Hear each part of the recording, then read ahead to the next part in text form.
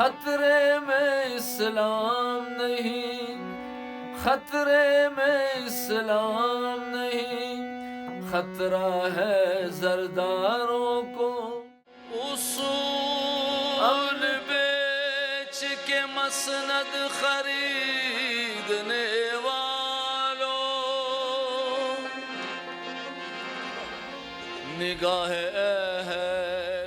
انہوں نے کہا کہ میوزک نہ کرے. میں نے کہا ٹھیک ہے جی، میں نہیں کرتا میوزک، اپنا کوئی کاروبار شروع کر دیتا ہوں. تو میں نے ڈیری فارم کا کام شروع کیا، ڈیری فارم کھولا. تو انہی لوگوں نے ہمارے اس پہ قبضہ کر کے تو ہم پہ الزامات لگائے. جمعے کے خطبے میں یہ کہا کہ یہ انہوں نے سنت رسول کی توہین کی ہے اور ان کے گھر کو آگ لگا دو.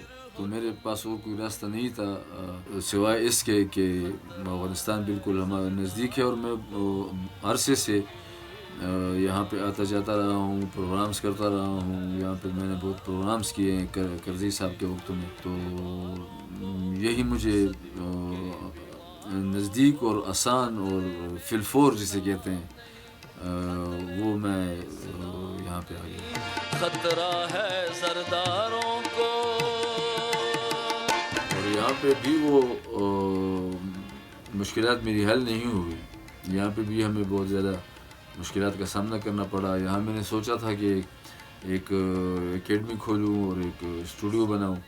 میں نے وہ اسٹوڈیو بھی بنایا، اکیڈمی بھی کھولی یہاں پہ. اور اس کے لیے میں نے ایک ٹی پارٹی رکھی، سارے سنگرز اور میوزیشین کو بلایا.